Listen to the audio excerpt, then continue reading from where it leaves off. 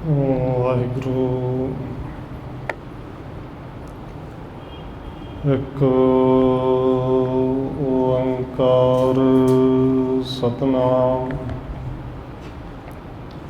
ਕਰਤਾ ਪੁਰਖ ਨਿਰਭਉ ਨਿਰਵੈਰ ਅਕਾਲ ਮੂਰਤ ਅਜੂਨੀ ਸੈਭੰ ਗੁਰ ਪ੍ਰਸਾਦ। ਜਿਤਾ ਜੀਉ ਪਿੰਡ ਸਭ ਤੇਰਾ, ਤੂੰ ਅੰਤਰਜਾਮੀ ਪੁਰਖ ਭਗਵਾਨ। ਦਾਸਨ ਦਾਸ ਕਹਿ ਜਨ ਨਾਨਕ, ਜਿਹਾ ਤੂੰ ਕਰਾਹੀਂ ਤਿਹਾ ਹਉ ਕਰੀ ਵਖਿਆਣ। ਗੁਰ ਨਾਨਕ ਪਦ ਪੰਕਜ ਬੰਦਨ, ਪਦ ਪੰਕਜ ਬੰਦਨ। ਸਿਮਰਾ ਅੰਗਦ ਦੁਖ ਨਿਕੰਦਨ। ਗੁਰ ਅਮਰਦਾਸ ਹਿਰਦੈ ਨਿਤ ਧਿਆਨ, ਹਿਰਦੈ ਨਿਤ ਧਿਆਨ। ਗੁਰ ਰਾਮਦਾਸ ਗੁਣ ਗਾਨ, ਗੁਰ ਅਰਜਨ ਬਿਘਨ ਕੇ ਨਾਸਕ,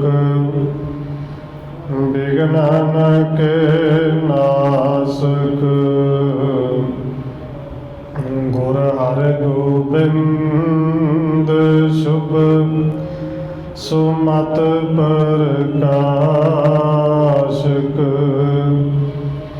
ਸ਼੍ਰੀ ਹਰਿ ਰਾਇ ਨਾਮੋ ਕਾਰ ਜੋਰੀ, ਨਾਮੋ ਕਾਰ ਜੋਰੀ। ਸ਼੍ਰੀ ਹਰਿ ਕ੍ਰਿਸ਼ਨ ਨਾਮ ਬਹੋਰੀ। ਗੁਰੂ ਤੇਗ ਬਹਾਦਰ ਪਰਮ ਕਿਰਪਾਲਾ ਜੀ, ਪਰਮ ਕਿਰਪਾਲਾ। ਗੁਰ ਗੋਬਿੰਦ ਸਿੰਘ ਬਿਸਾਲਾ, ਤਰੁ ਤਾਰਾ ਪਰ ਪੁਨ ਪੁਨ ਸੀਸਾ ਜੀ, ਪੁਨ ਪੁਨ ਸੀਸਾ। ਬੰਦੋ ਬਾਰ ਬਾਰ ਜਗਦੀਸ਼ਾ, ਤਰੁ ਤਾਰਾ ਪਰ ਪੁਨ ਪੁਨ ਸੀਸਾ ਜੀ, ਪੁਨ ਪੁਨ ਸੀਸਾ। ਬੰਦੋ ਬਾਰ ਬਾਰ ਜਗਦੀਸ਼ਾ।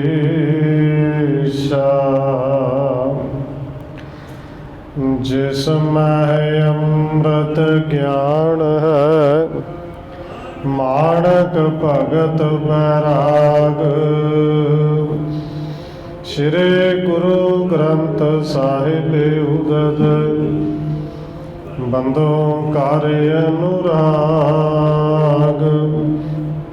ਏਕ ਓੰਕਾਰ ਸਤਿਗੁਰੂ ਜੇ ਪ੍ਰਸਾਦ ਸਚ ਹੋਏ। ਵਾਹਿਗੁਰੂ ਜੀ ਕੀ ਫਤਿਹ ਹੈ, ਬਿਘਨ ਬਿਨਾਸਨ ਸੋਏ। ਏਕ ਓੰਕਾਰ ਸਤਿਗੁਰੂ ਜੇ ਪ੍ਰਸਾਦ ਸਚ ਹੋਏ। ਵਾਹਿਗੁਰੂ ਜੀ ਕੀ ਫਤਿਹ ਹੈ। ਵਿਗਨ ਵਿਨਾਸਨ ਸੋਏ।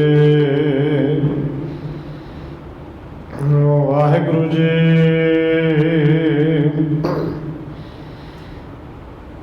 ਦੋਹਰਾ ਘਾਟ ਘਾਟ ਵਿਆਪਕ ਸਤਿਗੁਰੂ, ਜਿਮ ਆਕਾਸ ਸਭ ਮਾਹੇ। ਸੋ ਜਾਣੇ ਇਸ ਭੇਵ ਕੋ, ਕਿਰਪਾ ਦ੍ਰਿਸ਼ਟ ਹੈ ਜਾਹੇ। ਪਰਮ ਸਨਮਾਨਯੋਗ ਸਤਿਗੁਰੂ, ਚਵਰ ਛਤਰ ਤਖਤ ਦੇ ਮਾਲਕ, ਹਾਜ਼ਰਾ ਹਜੂਰ, ਜਹਰਾ ਜਹੂਰ ਸ਼ਬਦ ਗੁਰੂ, ਜੁਗੋਂ ਜੁਗ ਅਟਲ ਸਤਿਗੁਰੂ, ਧੰਨ ਸ਼੍ਰੀ ਗੁਰੂ ਗ੍ਰੰਥ ਸਾਹਿਬ ਮਹਾਰਾਜ ਸੱਚੇ ਪਾਤਸ਼ਾਹ ਜੀ ਦੀ ਪਾਵਨ ਪਵਿੱਤਰ ਹਜ਼ੂਰੀ ਅੰਦਰ ਜੁੜ ਬੈਠੇ ਸਤਸੰਗੀ ਜਨੋ, ਆਪ ਜੀ ਵੱਡੇ ਭਾਗਾਂ ਵਾਲੇ ਹੋ ਜੋ ਸਤਿਕਾਰਯੋਗ ਧੰਨ ਮਾਤਾ ਰਾਜਕੌਰ ਜੀ ਦੇ ਪਾਵਨ ਅਸਥਾਨ ਗੁਰਦੁਆਰਾ ਮੰਜੀ ਸਾਹਿਬ ਵਿਖੇ ਸ਼ਾਮਾਂ ਦੇ ਦੀਵਾਨਾਂ ਦੀਆਂ ਹਾਜ਼ਰੀਆਂ ਭਰ ਰਹੇ ਹੋ। ਆਓ ਰੋਜ਼ਾਨਾ ਦੀ ਤਰ੍ਹਾਂ ਧੰਨ ਗੁਰੂ ਅਮਰਦਾਸ ਮਹਾਰਾਜ ਜੀ ਦੀ ਚੱਲ ਰਹੀ ਲੜੀਵਾਰ ਇਤਿਹਾਸ ਕਥਾ ਦੇ ਨਾਲ ਅਗਲੇਰੀ ਸਾਂਝ ਪਾਉਣ ਤੋਂ ਪਹਿਲਾਂ ਅਸੀਸ ਬਖਸ਼ਿਸ਼ ਕਰੋ ਜੀ। ਰਸਨਾ ਨੂੰ ਕਰੋ ਪਵਿੱਤਰ, ਜਿਤਨੇ ਵੀ ਜੁੜ ਬੈਠੇ ਹੋ ਲਵਾਓ ਹਾਜ਼ਰੀ ਆਖੋ ਜੀ। ਵਾਹਿਗੁਰੂ ਜੀ ਕਾ ਖਾਲਸਾ, ਵਾਹਿਗੁਰੂ ਜੀ ਕੀ ਫਤਿਹ। ਦੋਹਰਾ ਘਾਟ ਘਾਟ ਵਿਆਪਕ ਸਤਿਗੁਰੂ, ਜਿਮ ਆਕਾਸ਼ ਸਭ ਮਾਹੇ। ਕਵਿਰਾਜ ਕਵੀ ਸੰਤੋਖ ਸਿੰਘ ਜੀ ਅਗਲਾ ਅਧਿਆਇ ਨੰਬਰ 65 ਸ਼ੁਰੂ ਕਰਦੇ ਲਿਖਦੇ ਨੇ ਕਿ ਧੰਨ ਗੁਰੂ ਅਮਰਦਾਸ ਮਹਾਰਾਜ ਜੀ ਸਾਰਿਆਂ ਦੇ ਵਿੱਚ ਸਮਾਏ ਹੋਏ ਨੇ। ਜਿਵੇਂ ਆਕਾਸ਼ ਹਰ ਥਾਂ ਤੇ ਹੈ, ਹਰ ਕਿਸੇ ਦੇ ਅੰਦਰ ਹੈ, ਕੋਈ ਵੀ ਐਸੀ ਥਾਂ ਨਹੀਂ ਜਿੱਥੇ ਆਕਾਸ਼ ਨਹੀਂ, ਔਰ ਕੋਈ ਵੀ ਐਸਾ ਹਿਰਦਾ ਨਹੀਂ, ਕੋਈ ਐਸੀ ਥਾਂ ਨਹੀਂ ਕਿ ਜਿੱਥੇ ਧੰਨ ਗੁਰੂ ਅਮਰਦਾਸ ਜੀ ਨਹੀਂ। ਉਹ ਸਾਰੀਆਂ ਥਾਵਾਂ ਤੇ ਵਿਆਪਕ ਨੇ।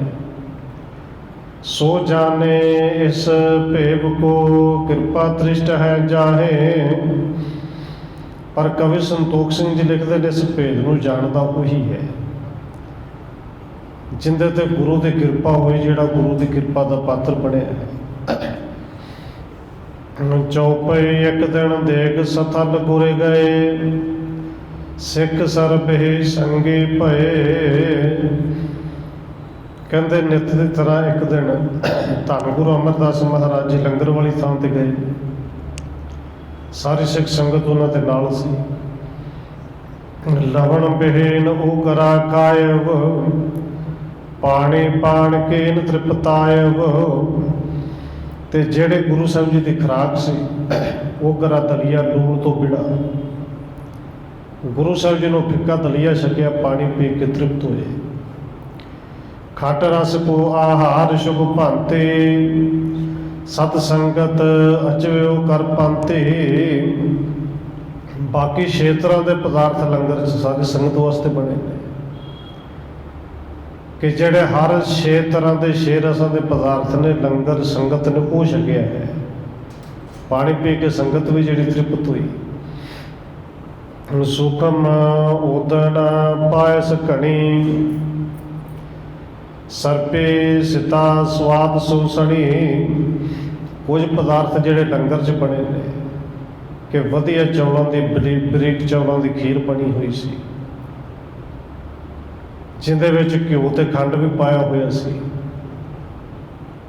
ਅਣਕ ਭਾਂਤ ਕੇ ਸੂਪ ਬਣਾਏ, ਦਾਲ ਮਸਾਲੇ ਸਵਾਦ ਰਸਾਈ।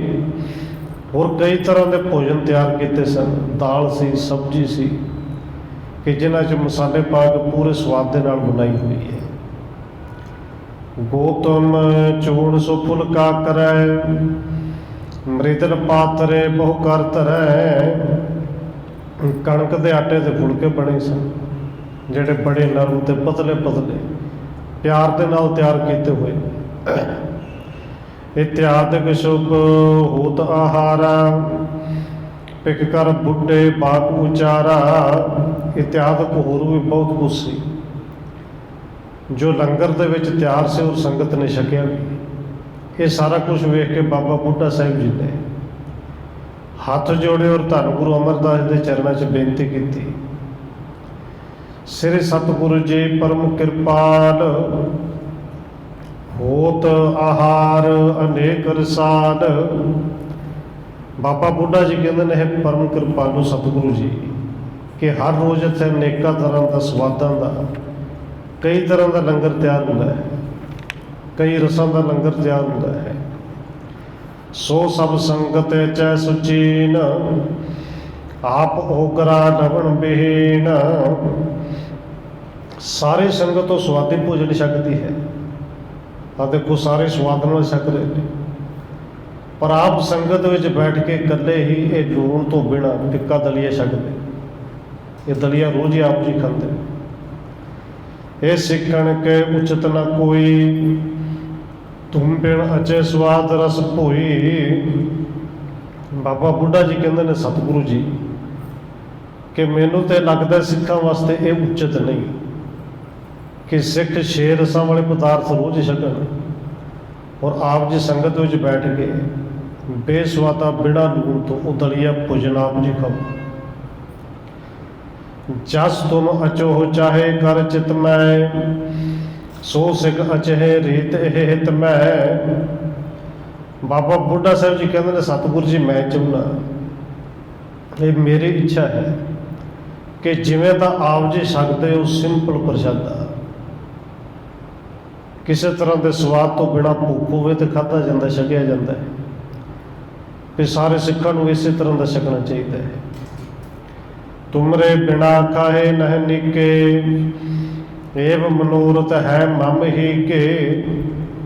ਔਰ ਬਾਬਾ ਬੁੱਢਾ ਸਾਹਿਬ ਜੀ ਕਹਿੰਦੇ ਨੇ, ਇਹ ਮੇਰਾ ਮਨੋਰਥ ਹੈ, ਮੇਰਾ ਖਿਆਲ ਹੈ ਕਿ ਸਤਿਗੁਰੂ ਜੀ ਆਪ ਤੋਂ ਬਗੈਰ ਇੰਨੇ ਚੰਗੇ ਪਦਾਰਥ ਬਾਕੀ ਛਕਣ, ਤੇ ਮੈਨੂੰ ਤਾਂ ਨਹੀਂ ਪਾਉਂਦਾ, ਮੈਨੂੰ ਤਾਂ ਨਹੀਂ ਚੰਗਾ ਲੱਗਦਾ।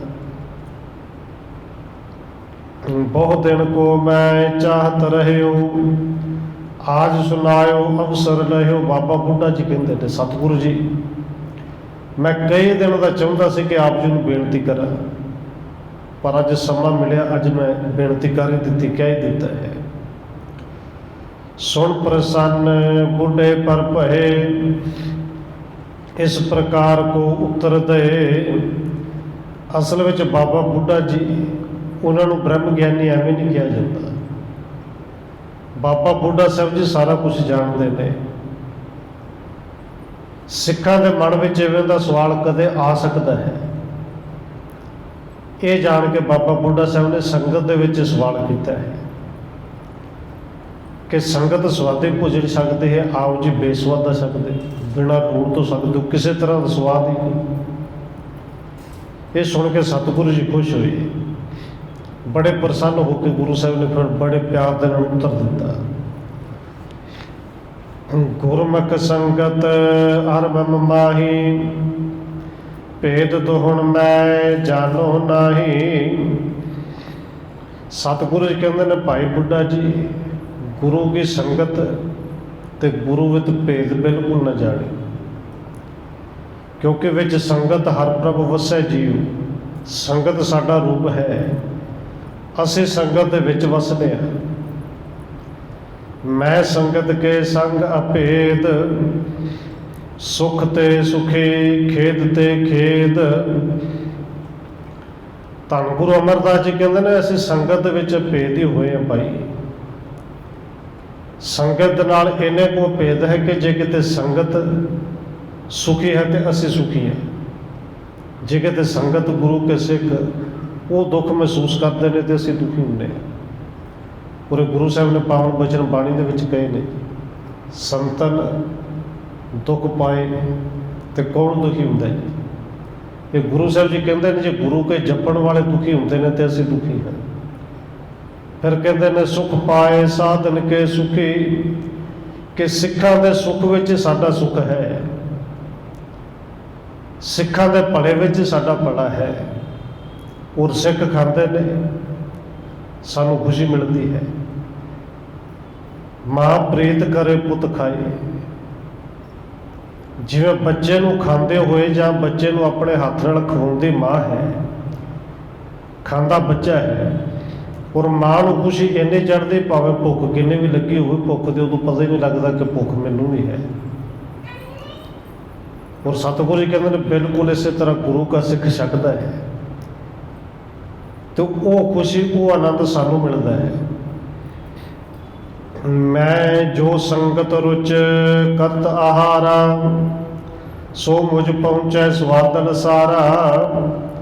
ਸਤਿਗੁਰੂ ਜੀ ਕਹਿੰਦੇ ਨੇ ਸਾਰੀ ਸੰਗਤ ਨੂੰ ਸੁਣਾ ਕੇ, ਭਾਈ ਬੁੱਢਾ ਜੀ ਗੁਰੂ ਕੇ ਸਿੱਖੋ, ਜਿਹੜੇ ਸੰਗਤ ਵਿੱਚ ਬੈਠ ਕੇ ਜਿਹੜੇ ਪ੍ਰੇਮ ਦੇ ਨਾਲ, ਰੁਚੀ ਦੇ ਨਾਲ ਪ੍ਰਸ਼ਾਦਾ ਛਕਦੇ ਨੇ ਨਾ, ਭਾਵਨਾ ਨਾਲ ਛਕਦੇ ਨੇ, ਉਹਨਾਂ ਦਾ ਛਕਿਆ ਹੋਇਆ ਸਾਰਾ ਸਵਾਦ ਸਾਡੇ ਤੱਕ ਪਹੁੰਚ ਜਾਂਦਾ ਹੈ। ਔਰ ਇਤਿਹਾਸ ਵਿੱਚ ਬੇਨਤੀ ਸਾਖੀਆਂ ਨੇ ਕਿ ਕਦੇ ਭਾਈ ਕੱਟੂ ਜੀ ਉਹ ਰਾਹ ਦੇ ਵਿੱਚ ਸ਼ਹਿਦ ਮੰਗਦੇ ਨੇ ਕਿ ਇਹ ਸ਼ਹਿਦ ਮੈਨੂੰ ਛਕਾ ਦਿਓ, ਭੁੱਖ ਵੀ ਲੱਗੇ, ਸਵਾਦ ਵੀ ਦੇਖਣਾ ਚਾਹੁੰਦਾ। ਔਰ ਸਿੱਖ ਕਹਿੰਦੇ ਨੇ ਛੇਵੇਂ ਪਾਤਸ਼ਾਹ ਵਾਸਤੇ। ਔਰ ਇਵੇਂ ਦੇ ਬਹੁਤ ਹੀ ਸਾਨੂੰ ਸਾਖੀਆਂ ਤੇ ਇਤਿਹਾਸ ਮਿਲਦੇ ਨੇ। 10ਵੇਂ ਪਾਤਸ਼ਾਹ ਦੇ ਸਮੇਂ ਲਾਂਗਰੀ ਕਿ ਜਿੰਦਾ ਨੇਮ ਸੀ ਕਿ ਸਭ ਤੋਂ ਪਹਿਲਾਂ ਗੁਰੂ ਨੂੰ ਛਕਾਉਣਾ ਹੈ, ਫਿਰ ਸੰਗਤ ਨੂੰ ਛਕਾਉਣਾ, ਫਿਰ ਆਪ ਛਕਣਾ ਹੈ। ਔਰ ਇੱਕ ਦਿਨ ਭੁੱਖ ਜ਼ਿਆਦਾ ਲੱਗੀ, ਸਾਗ ਬਣਾਇਆ ਸੀ, ਔਰ ਭੁੱਖ ਇਹ ਕਹਿ ਲਈ ਕਿ ਬਰਦਾਸ਼ਤ ਹੀ ਨਹੀਂ ਹੋਈ, ਉਹਨੇ ਗੁਰੂ ਤੋਂ ਸੰਗਤ ਨੂੰ ਛਕਾਉਣ ਤੋਂ ਪਹਿਲਾਂ ਆਪ ਛਕ ਲਿਆ ਕਿ ਅੱਜ ਪਹਿਲਾਂ ਆਪ ਛਕਾ, ਪਹਿਲਾਂ ਪੇਟ ਪੂਜਾ, ਫਿਰ ਕੰਮ ਦੂਜਾ। ਲੰਗਰ ਤਿਆਰ ਕਰਕੇ 10ਵੇਂ ਪਾਤਸ਼ਾਹ ਕੋਲ ਜਾਂਦਾ, ਸਤਿਗੁਰੂ ਜੀ ਲੰਗਰ ਤਿਆਰ ਹੈ। ਗੁਰੂ ਸਾਹਿਬ ਜੀ ਕਹਿੰਦੇ ਸੀ ਛਕ ਲਿਆ ਹੈ। ਉਹ ਥੋੜੀ ਦੇਰ ਬਾਅਦ ਫਿਰ ਜਾਂਦਾ ਕਿ ਸਤਿਗੁਰੂ ਜੀ ਲੰਗਰ ਤਿਆਰ ਹੈ। ਗੁਰੂ ਸਾਹਿਬ ਜੀ ਫਿਰ ਕਹਿੰਦੇ ਸੀ ਛਕ ਲਿਆ ਹੈ, ਕਿਉਂਕਿ ਛਕਾਉਂਦਾ ਸੀ ਉਹ ਲੰਗਰ ਸੀ ਕਿ ਸਤਿਗੁਰੂ ਜੀ ਮੈਂ ਛਕਾਇਆ ਨਹੀਂ, ਛਕਣ ਵਾਸਤੇ ਤੁਸੀਂ ਆਏ ਨਹੀਂ, ਛਕ ਕਦੋਂ ਭੁੱਲਿਆ। ਔਰ ਧੰਨ ਗੁਰੂ ਕਲਗੀਧਰ ਪਾਤਸ਼ਾਹ ਜੀ ਨੇ ਦੰਦਾਂ ਦੇ ਵਿੱਚ ਲੱਗਿਆ ਹੋਇਆ ਸਾਗ ਵਿਖਾਇਆ, ਭਾਈ ਜਿਹੜਾ ਤੂੰ ਛਕਿਆ ਨਾ ਅਸੀਂ ਛਕ ਲਿਆ। ਧੰਨ ਗੁਰੂ ਅਮਰਦਾਸ ਜੀ ਕਹਿੰਦੇ ਨੇ ਸਿੱਖ ਛਕਦੇ ਨੇ ਭਾਈ, ਉਹ ਸਵਾਦ ਸਾਨੂੰ ਆਉਂਦਾ ਹੈ। ਕਰਤੇ ਚੂਰਾ ਬਚਨ ਇਮ ਕਹੈ, ਦੇਖੋ ਮੁਖ ਮੇਰੇ ਮਹਿ ਹੈ। ਔਰ ਇਹ ਸਿੱਖਾਂ ਨੂੰ ਭਰੋਸਾ ਵੱਜ, ਜਿਸ ਕਰਕੇ ਗੁਰੂ ਸਾਹਿਬ ਜੀ ਨੇ ਉੱਥੇ ਵਿਖਾਇਆ ਵੀ ਜਦੋਂ ਚੁੜੀ ਕੀਤੀ ਤੇ ਚੁੜੀ ਕਰਦੇ ਹੋਏ ਬਾਬਾ ਬੁੱਢਾ ਸਾਹਿਬ ਨੂੰ ਕਹਿੰਦੇ ਨੇ ਭਾਈ ਬੁੱਢਾ ਜੀ ਦੇਖੋ ਮੁਖ ਦੇ ਵਿੱਚ ਸਾਰੇ ਸਵਾਦੀ ਭੋਜਨ ਗਏ ਨੇ, ਚੁਲਾ ਕਰੀਏ ਤੇ ਜੋ ਕੁਝ ਛਕਿਆ ਹੋਵੇ ਕੋਈ ਨਾ ਕੋਈ ਕਣ ਤੇ ਹੁੰਦਾ ਹੀ ਜਿਹੜਾ ਬਾਹਰ ਨਿਕਲਦਾ, ਦੰਦਾਂ 'ਚ ਫਸਿਆ ਹੁੰਦਾ ਕਿ ਆਹ ਦੇਖੋ ਕਈ ਸਵਾਦੀ ਭੋਜਨ ਜਿਹੜੇ ਨੇ, ਖੀਰ ਵੀ ਦਿਸੇਗੀ, ਨਜ਼ਰ ਆਏਗੀ, ਸਬਜ਼ੀਆਂ ਵੀ ਨਜ਼ਰ ਆਉਣਗੀਆਂ। ਇਹ ਸਿੱਖਾਂ ਨੇ ਛਕਿਆ, ਸੀ ਛਕ ਲਿਆ ਹੈ। ਕਰਕੇ ਚੁਰਾ ਦਿਖਾਵਣ ਕੀਨਾ, ਸਕਲ ਅਸਨ ਕੰਨ ਤਿਸ ਮਹਿ ਚੀਨਾ। ਜਦੋਂ ਚੁਣੇ ਕਰਕੇ ਉਹ ਸਵਾਦੇ ਭੋਜਨਾਂ ਦੇ ਕੁਝ ਅੰਸ਼ ਕਣ ਵਿਖਾਏ ਕਿ ਜੋ ਕੁਛ ਲੰਗਰ ਵਿੱਚ ਤਿਆਰ ਸੀ, ਸਾਰੇ ਪਦਾਰਥ ਕੋਈ ਨਾ ਕੋਈ ਨਜ਼ਰ ਆਇਆ। ਪਾਇਸ ਆਦਿਕ ਦੇਖਣ ਕਰੇ, ਸਭ ਮੈਂ ਗੁਰੂ ਰੂਪ ਨਿਜ ਧਰੇ। ਜਦੋਂ ਖੀਰ ਆਦਿਕ ਕਈ ਗਿਣ ਕੇ ਬਾਬਾ ਬੁੱਢਾ ਸਾਹਿਬ ਜੀ ਨੇ ਦੇਖੇ, ਹੋਰ ਸੰਗਤਾਂ ਨੇ ਵੀ ਦੇਖੇ, ਤੇ ਸਤਿਗੁਰੂ ਜਦੋਂ ਸਿੱਖਾਂ ਨੂੰ ਕਹਿੰਦੇ ਨੇ ਭਾਈ ਸਿੱਖਾਂ ਦੇ ਵਿੱਚ ਅਸੀਂ ਆਪਣਾ ਰੂਪ ਧਰਿਆ ਹੈ, ਸਿੱਖਾਂ ਦੇ ਵਿੱਚ ਅਸੀਂ ਆਪ ਵਸਦੇ ਹਾਂ। ਔਰ ਇਹ ਬਚਨ ਗੁਰੂ ਕਲਗੀਧਰ ਪਾਤਸ਼ਾਹ ਜੀ ਨੇ ਕਹੇ ਸਨ ਕਿ ਖਾਲਸਾ ਮੇਰੋ ਰੂਪ ਹੈ ਖਾਸ, ਔਰ ਕੱਲਾ ਰੂਪ ਹੀ ਖਾਸ ਨਹੀਂ ਕਿ ਤੂੰ ਖਾਲਸਾ ਬਣ। ਤੇ ਗੁਰੂ ਸਾਹਿਬ ਨੇ ਕਿਹਾ ਸੀ ਖਾਲਸੇ ਮੈਂ ਕਰੂ ਨਿਵਾਸ, ਤੂੰ ਖਾਲਸਾ ਬਣੀ, ਮੈਂ ਤਾਂ ਤੇਰੇ ਵਿੱਚ ਹੀ ਵਸਣਾ, ਹਰ ਵੇਲੇ ਤੇਰੇ ਨਾਲ। ਧੰਨ ਗੁਰੂ ਅਮਰਦਾਸ ਜੀ ਕਹਿੰਦੇ ਨੇ ਪੈਸੇ ਸਿੱਖਾਂ ਦੇ ਵਿੱਚ ਹੀ ਆ। ਆਪ ਅਚਾਵੇਂ ਅਚਵੇਂ ਆਪੇ, ਆਪੇ ਸਭ ਘਟ ਥਾਪ ਉਥਾਪੇ। ਕਵੀ ਸੰਤੋਖ ਸਿੰਘ ਜੀ ਲਿਖਦੇ ਨੇ ਕਿ ਸਾਰੀ ਸੰਗਤ ਨੂੰ ਭੋਜਨ ਛਕਾਉਂਦੇ ਵੀ ਆਪ ਹੀ ਨੇ, ਮੇਰੇ ਸਤਿਗੁਰੂ। ਸੰਗਤ ਦੇ ਰੂਪ ਵਿੱਚ ਭੋਜਨ ਛਕਣ ਵਾਲੇ ਵੀ ਆਪ ਹੀ ਨੇ। ਸਕਰੀ ਅੰਨ ਅੰਸ਼ ਤੇ ਕਰਾਈ, ਪੁਨ ਸਤਿਗੁਰ ਸਿਰੇ ਬਰਨ ਸੁਣਾਈ। ਕਹਿੰਦੇ ਜਿੰਨੇ ਪਦਾਰਥ ਬੜੇ ਸਨ ਸਾਰਿਆਂ ਦੇ ਕੋਈ ਨਾ ਕੋਈ ਅੰਸ਼ ਗੁਰੂ ਸਾਹਿਬ ਜੀ ਨੂੰ ਵਿਖਾਏ। ਔਰ ਫਿਰ ਸਤਿਗੁਰੂ ਜੀ ਨੇ ਬਚਨ ਕੀਤੇ, ਤਨ ਤਨ ਜਾੜਨ ਮਹਿ ਲਗ ਜੋਈ, ਸਿੱਖ ਕੋ ਕੀਣ ਦਿਖਾਵਣ ਸੋਈ, ਕਿ ਭਾਵੇਂ ਸਤਿਗੁਰੂ ਜੀ ਨੇ ਐਸਾ ਪਹਿਲੋਂ ਕਦੇ ਕੀਤਾ ਨਹੀਂ ਸੀ, ਪਰ ਸਿੱਖ ਸਵਾਲ ਕਰੇ ਤੇ ਸਵਾਲ ਕਰਕੇ ਉਹਦਾ ਸ਼ੰਕਾ ਦੂਰ ਨਾ ਹੋਵੇ ਤੇ ਫਿਰ ਗੱਲ ਵੀ ਨਹੀਂ ਬਣਦੀ। ਗੁਰੂ ਸਾਹਿਬ ਨੇ ਸ਼ੰਕੇ ਦੂਰ ਕਰਨ ਵਾਸਤੇ ਕਹਿੰਦੇ ਫਿਰ ਜਿਹੜੇ ਦੰਦ ਨੇ ਮੂੰਹ ਖੋਲਿਆ, ਦਾੜਾਂ ਦੇ ਵਿੱਚ ਭੋਜਨ ਕੋਈ ਨਾ ਕੋਈ ਹਜੇ ਵੀ ਲੱਗਿਆ ਸੀ, ਸਿੱਖਾਂ ਨੂੰ ਉਹ ਵੀ ਦਿਖਾਇਆ ਵੀ ਇਹ ਇਕੱਲਾ ਦਲੀਆ ਨਹੀਂ, ਤੁਸੀਂ ਛਕਦੇ ਹੋ, ਇਹ ਸਵਾਦ ਸਾਡੇ ਤੱਕ ਪਹੁੰਚਦਾ ਹੈ। ਪਰਮ ਹਿਤੋ ਬ੍ਰਿਧ ਤੂ ਬੁੱਧਵੰਤਾ, ਨਿਸ਼ਚੈ ਮੇਰੋ ਇਹ ਮਤੰਤਾ। ਔਰ ਧੰਨ ਗੁਰੂ ਅਮਰਦਾਸ ਜੀ ਕਹਿੰਦੇ ਨੇ ਕਿ ਭਾਈ ਬੁੱਢਾ ਜੀ ਤੁਸੀਂ ਪਿਆਰੇ ਸਿੱਖ ਹੋ ਗੁਰੂ ਕੇ, ਬਹੁਤ ਵਿਦਵਾਨ ਬੁੱਧੀਵਾਨ ਹੋ, ਤੇ ਮੇਰਾ ਇਹ ਮਤ ਇਹ ਖਿਆਲ ਨਿਸ਼ਚੈ ਕਰਕੇ ਜਾਣ ਲਵੋ ਕਿ ਸਿੱਖਾਂ ਨੇ ਛਕ ਲਿਆ ਤੇ ਅਸੀਂ ਛਕ ਲਈ, ਕੋਈ ਗੱਲ ਹੈ। ਸੰਗਤ ਅਚੇ ਪ੍ਰੇਮ ਕੇ ਨਾਲ, ਸੋ ਮੁਝ ਪਹੁੰਚੇ ਸਭ ਹੀ ਕਾਲ। ਤੇ ਕੇਵਲ ਹੁਣ ਦੁਪਹਿਰ ਦੇ ਸਮੇਂ ਨਹੀਂ, ਜਦੋਂ ਵੀ ਸਿੱਖ ਸੰਗਤਾਂ ਛਕਦੀਆਂ ਨੇ, ਹਰ ਵੇਲੇ ਸਕਦੇ ਸਿੱਖ ਨੇ, ਸਾਡੇ ਤੱਕ ਉਹ ਪਹੁੰਚਦਾ ਹੈ। ਸੰਗਤ ਮੋਹ ਬਿਨ ਦੂਸਰ ਨਾਹੀ, ਏਕ ਰੂਪ ਜਾਨੋ ਮਮ ਮਾਹੀ। ਸਤਿਗੁਰੂ ਜੀ ਫਿਰ ਕਹਿੰਦੇ ਨੇ ਭਾਈ ਸਿੱਖੋ, ਸੰਗਤ ਸਾਡੇ ਤੋਂ ਬਗੈਰ ਨਹੀਂ, ਅਸੀਂ ਸੰਗਤ ਤੋਂ ਬਿਨਾਂ ਨਹੀਂ। ਸੰਗਤ ਵਿੱਚ ਤੇ ਸਾਡੇ ਵਿੱਚ ਕੋਈ ਫਰਕ ਨਹੀਂ, ਸਾਡਾ ਇੱਕੋ ਹੀ ਰੂਪ ਹੈ। ਸੰਗਤ ਵਿੱਚ ਗੁਰੂ ਹੈ, ਸੰਗਤ ਵਿੱਚ ਪਰਮੇਸ਼ਰ ਹੈ। ਪਰ ਜਦੋਂ ਇਹ ਗੱਲ ਸਮਝ ਆਵੇ ਫਿਰ ਸੇਵਾ ਕਰਨ ਦਾ ਆਨੰਦ ਵੱਖਰਾ ਹੁੰਦਾ ਹੈ। ਜਿੱਦਾਂ ਕਈ ਵਾਰੀ ਸਾਨੂੰ ਲੱਗਦਾ ਕਿ ਪਤਾ ਨਹੀਂ ਪਾਟੇ ਕੱਪੜੇ, ਪਤਾ ਨਹੀਂ ਨਸ਼ਾ ਕੀਤਾ ਹੋਵੇਗਾ, ਕਰਨ ਘਰੋਂ ਸੇਵਾ ਆਏ ਤਾਂ ਦੇਖੇ ਤਾਂ ਫਿਰ ਉੱਥੇ ਧੱਕੇ ਪੈਂਦੇ ਨੇ, ਧੱਕੇ ਮਾਰੇ ਜਾਂਦੇ ਨੇ। ਕਿਉਂ ਜੀ? ਕਹਿੰਦੇ ਅਸੀਂ ਗੁਰੂ ਕੀ ਸੰਗਤ ਨੂੰ ਸਿਖਾਉਣਾ ਹੈ, ਸੰਗਤ ਨੂੰ ਧੱਕੇ ਮਾਰ ਕੇ ਪਤਾ ਨਹੀਂ ਫਿਰ ਸੇਵਾ ਕਿਹੜੀ ਕਰਨੀ ਹੈ। ਔਰ ਧੰਨ ਗੁਰੂ ਅਮਰਦਾਸ ਜੀ ਕਹਿੰਦੇ ਸੀ ਸੰਗਤ ਦੇ ਵਿੱਚ, ਔਰ ਸੰਗਤ ਵਿੱਚ ਹਰ ਤਰ੍ਹਾਂ ਦੇ ਲੋਕ ਆਉਂਦੇ ਨੇ ਜੀ। ਸੰਗਤ ਦਾ ਮਤਲਬ ਕੇਵਲ ਰਹਿਤ ਧਾਰੇ ਨਹੀਂ, ਸੰਗਤ ਵਿੱਚ ਸਾਰੀ ਤਰ੍ਹਾਂ ਦੇ ਫਿਰ ਆਉਂਦੇ ਨੇ। ਸੁਣਕਾਰ ਬ੍ਰਿਧ ਬਚਨ ਸਤਿਗੁਰੂ ਕੇ, ਮਹਾਪ੍ਰੋਧ ਪ੍ਰੇਮ ਜੁਤ ਧਰ ਕੇ। ਕਹਿੰਦੇ ਬਾਬਾ ਬੁੱਢਾ ਸਾਹਿਬ ਜੀ ਨੇ ਗੁਰੂ ਸਾਹਿਬ ਦੇ ਬਚਨ ਸੁਣੇ ਔਰ ਬੜੇ ਪ੍ਰੇਮ ਨੂੰ ਧਾਰਨ ਕਰਕੇ ਪ੍ਰਸੰਨ ਹੋਏ। ਔਰ ਅਸਲ ਵਿੱਚ ਇਹ ਸਵਾਲ ਕਈਆਂ ਨੇ ਬਾਬਾ ਬੁੱਢਾ ਸਾਹਿਬ ਨੂੰ ਕੀਤੇ ਹੋਣਗੇ। ਬਾਬਾ ਬੁੱਢਾ ਸਾਹਿਬ ਨੂੰ ਲੱਗਦਾ ਵੀ ਹੋਵੇਗਾ ਕਿ ਅੱਜ ਨਹੀਂ ਤਾਂ ਕੱਲ੍ਹ ਕੋਈ ਨਾ ਕੋਈ ਸਵਾਲ ਕਰ ਸਕਦਾ ਹੈ। ਕਿਸੇ ਦੇ ਅੰਦਰ ਸ਼ੰਕਾ ਦੂਰ ਹੋ ਜਾਏ, ਸ਼ੰਕਾ ਰਵੇ ਨਾ, ਇਸ ਕਰਕੇ ਬਾਬਾ ਬੁੱਢਾ ਜੀ ਨੇ ਸਵਾਲ ਕੀਤੇ, ਉੱਤਰ ਸੁਣ ਕੇ ਪ੍ਰਸੰਨ ਹੋਏ। ਚਰਨ ਕਮਲ ਪਰ ਸੀਸ ਟਿਕਾਇਓ, ਸੋਜਸ ਵਿਸਾਲ ਕਰਤ ਹੁਲਸਾਇਓ। ਉਸ ਵੇਲੇ ਬਾਬਾ ਬੁੱਢਾ ਸਾਹਿਬ ਨੇ ਸਤਿਗੁਰ ਦੇ ਚਰਨਾਂ ਤੇ ਆਪਣਾ ਸੀਸ ਰੱਖ ਕੇ ਨਮਸਕਾਰ ਕੀਤੀ, ਬੜੇ ਪ੍ਰਸੰਨ ਹੋਏ। ਸੰਗਤ ਅਧਿਕ ਬ੍ਰਿਧੀ ਗੁਰ ਕੇਰੀ, ਸ਼ੁਭ ਮਤ ਪ੍ਰਾਪਤ ਭਈ ਵਡੇਰੀ। ਸਤਿਗੁਰੂ ਜੀ ਦੀ ਸੰਗਤ ਹੁਣ ਤੱਕ ਬਹੁਤ ਵੱਧ ਗਈ ਸੀ, ਸੈਂਕੜੇ ਦੀ ਗਿਣਤੀ ਵਿੱਚ ਰੋਜ਼ ਸੰਗਤ ਹੁੰਦੀ ਸੀ। ਸਿੱਖੇ ਰੀਤ ਮਹਿਦ ਵਿਸਤਾਰੀ, ਵਿਸੇ ਬਾਸਨਾ ਸਭ ਨਿਰਵਾਰੀ। ਔਰ ਗੁਰੂ ਸਾਹਿਬ ਜੀ ਨੇ ਸਿੱਖੀ ਰੀਤ ਦਾ ਵਿਸਥਾਰ ਕੀਤਾ, ਸਿੱਖਾਂ ਦੇ ਅੰਦਰੋਂ ਵਿਸ਼ੇ ਵਿਕਾਰਾਂ ਨੂੰ ਦੂਰ ਕੀਤਾ। ਔਰ ਸਿੱਖੀ ਕਿਵੇਂ ਦੀ ਹੋਵੇ, ਸਿੱਖ ਦੀ ਰਹਿਣੀ ਕਿਵੇਂ ਦੀ ਹੋਵੇ, ਇਹ ਕੱਲ੍ਹ ਆਪ ਜੀ ਨੇ ਸੁਣਿਆ ਸੀ। ਸਤਿਗੁਰੂ ਜੀ ਕਹਿੰਦੇ ਨੇ ਸਿੱਖੋ ਹੈ ਭਈ ਸਵੇਰੇ ਉੱਠੇ, ਗੁਰੂ ਗੁਰੂ ਬੋਲੇ, ਇਸ਼ਨਾਨ ਕਰੇ, ਨੇਮ ਨੂੰ ਨਿਭਾਏ, ਝੂਠ ਨਾ ਬੋਲੇ, ਕਾਮ ਕ੍ਰੋਧ ਨੂੰ ਆਪਣੇ ਵਸ ਵਿੱਚ ਰੱਖੇ, ਕਿਸੇ ਦੀ ਨਿੰਦਿਆ ਨਾ ਕਰੇ। ਇਹ ਗੁਰੂ ਕੇ ਸਿੱਖ ਦੀਆਂ ਨਿਸ਼ਾਨੀਆਂ ਨੇ। ਇਹ ਕਹਿ ਦਈਏ ਕਿ ਗੁਰੂ ਕੇ ਸਿੱਖ ਦੀ ਰਹਿਣੀ ਹੈ। ਸਿੱਖੀ ਰੀਤ ਮਹਿਦ ਵਿਸਤਾਰੀ। ਔਰ ਇਹ ਸਿੱਖੀ ਦੀ ਰੀਤ, ਸਿੱਖੀ ਦੇ ਮੁਲਿਆਰਾ ਗੁਰੂ ਸਾਹਿਬ ਨੇ ਬਹੁਤ ਵਿਸਤਾਰ ਕੀਤਾ ਹੈ। ਸਤਿਗੁਰ ਨੇਮ ਸਦਾ ਨਿਰਬਾਹ ਹੈ, ਜਾਮ ਜਾਮਣੀ ਜਾਗਣ ਕਾਹੈ। ਸਤਿਗੁਰੂ ਜੀ ਦੀ ਮਰਿਆਦਾ ਸਦਾ ਹੀ ਆਪ ਨਿਭਾਉਂਦੇ ਨੇ ਔਰ ਸਿੱਖਾਂ ਨੂੰ ਪ੍ਰੇਰਦੇ ਨੇ ਕਿ ਪਹਿਰ ਰਾਤ ਰਹਿੰਦਿਆਂ ਗੁਰੂ ਸਾਹਿਬ ਜੀ ਆਪ ਰੋਜ਼ ਜਾਗਦੇ ਨੇ, ਰੋਜ਼ ਦਾ ਨੇਮ ਹੈ। ਉੱਠੇ ਕਿਰਿਆ ਨਿਤ ਕੇ ਕਰ ਸਾਰੀ, ਕਰੇ ਸੋਚ ਸੰਗ ਮ੍ਰਿਤਕਾ ਬਾਰੀ। ਸਤਿਗੁਰੂ ਜੀ ਉੱਠ ਕੇ ਸਾਰੇ ਸਰੀਰ ਦੀ ਕਿਰਿਆ ਨੂੰ ਸੋਧਦੇ ਨੇ। ਪੌੜੀ ਦੇ ਪਾਣੀ ਦੇ ਵਿੱਚ ਸਤਿਗੁਰੂ ਜੀ ਇਸ਼ਨਾਨ ਕਰਦੇ ਨੇ। ਬੈਠੇ ਸਤਿਗੁਰੂ ਹੋਏ ਕੰਤ ਥਲ। ਇਸ਼ਨਾਨ ਕਰਨ ਤੋਂ ਬਾਅਦ ਗੁਰੂ ਸਾਹਿਬ ਜੀ ਰੋਜ਼ ਦੀ ਤਰ੍ਹਾਂ ਨੇਮ ਹੈ, ਇਕਾਂਤ ਵਿੱਚ ਬੈਠਦੇ ਨੇ। ਬ੍ਰਿਤ ਟਿਕਾਏ ਨਿਜ ਰੂਪ ਮਝਾਰੇ, ਲਹਿ ਆਨੰਦ ਤਿਸ ਕੋ ਹਿਤਕਾਰੀ। ਆਪਣੇ ਨਿਜ ਦੇ ਵਿੱਚ ਆਪਣੀ ਸੁਰਤ ਨੂੰ ਟਿਕਾਉਂਦੇ ਨੇ, ਔਰ ਸਤਿਗੁਰੂ ਜੀ ਨਿਜ ਸਰੂਪ ਵਿੱਚ ਟਿਕ ਕੇ ਆਨੰਦ ਲੈਂਦੇ ਨੇ।